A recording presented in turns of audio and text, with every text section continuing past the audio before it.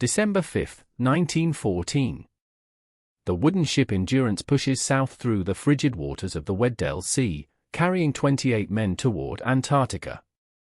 At the helm stands Ernest Shackleton, a veteran polar explorer with an audacious goal to cross the Antarctic continent on foot, a journey never before attempted.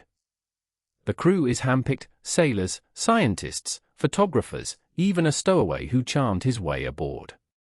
They are confident, well-provisioned, and utterly unaware that within weeks, their expedition will transform from a quest for glory into a desperate fight for survival. The ice is already closing in. January 1915. Just one day's sail from their landing point, the Endurance becomes trapped in pack ice. Shackleton orders the engine stop to conserve coal, expecting the ice to break. It doesn't. Day after day, the ship drifts helplessly, locked in a frozen prison that stretches to every horizon. The crew settles into a strange routine, caring for the sled dogs, playing football on the ice, conducting scientific observations. But beneath the forced normalcy, the ice is alive, groaning and shifting. By October, the pressure becomes unbearable. Massive ice floes squeeze the wooden hull like a vice, lifting the ship, twisting it, breaking it apart timber by timber. October 27, 1915. Shackleton gives the order: abandon ship. The men salvage what they can: lifeboats, supplies, sleeping bags, and establish ocean camp on the ice itself. They watch as the Endurance, their home for a year, is slowly devoured by the ice, its mast snapping, its hull splintering. The sinking is both majestic and terrifying. Now they are truly alone, camping on a drifting ice floe hundreds of miles from land, with no means of communication and no hope of rescue. Shackleton's goal shifts instantly and completely, not to cross Antarctica, but to bring every man home alive.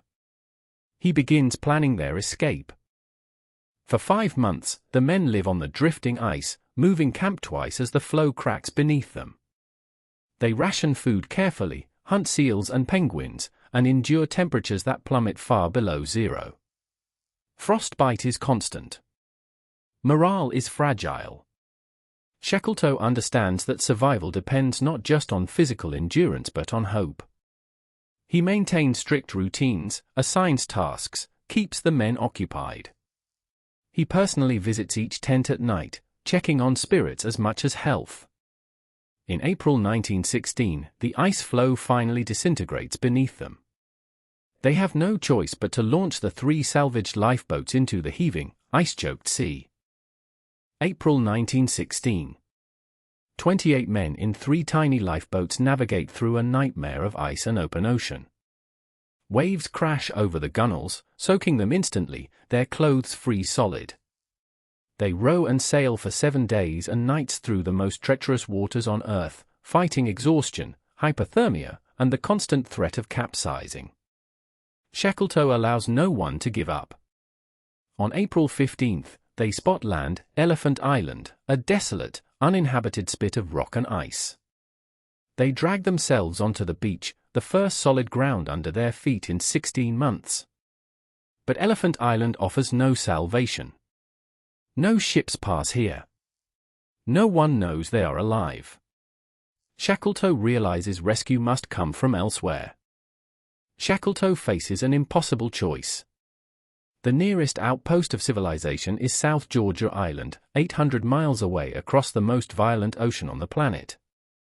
To reach it, he must sail one of the lifeboats, 22 feet long, open to the sky, across the Scotia Sea in the dead of winter. The alternative is to wait on Elephant Island and hope for a miracle.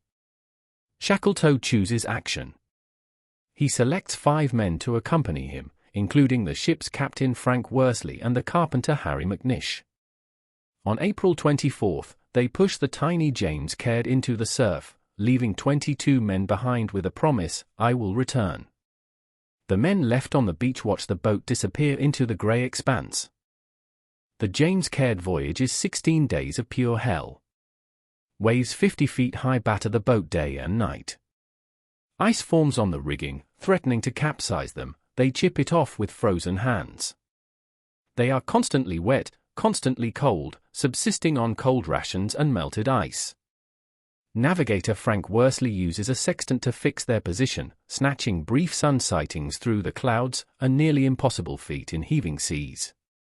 One miscalculation means missing South Georgia entirely and sailing into the empty ocean beyond.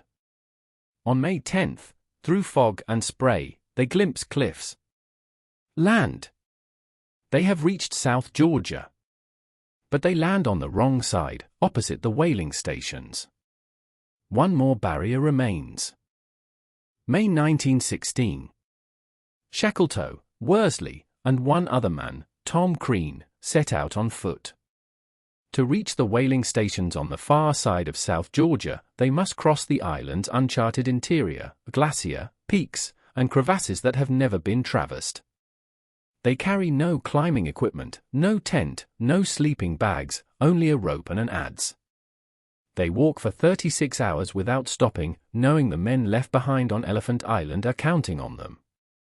At one point, unable to find a safe route down a slope, they simply slide down the mountainside in the dark, gambling their lives on what lies below. At dawn on May 20th, they stagger into Stromness whaling station, bearded, filthy, unrecognizable. The whalers stare in disbelief. Shackleton wastes no time. Within days, he secures a ship and attempts to reach Elephant Island. The ice turns him back. He tries again. And again. 3 rescue attempts fail over 3 agonizing months.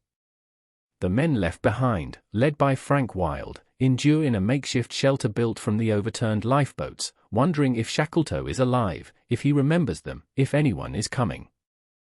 On August 30, 1916, 4.5 months after he left, Shackleton finally breaks through on a borrowed Chilean vessel. As the ship approaches Elephant Island, he counts the figures on the beach, frantically, desperately. 22 men. All alive. Not one lost. His promise is kept.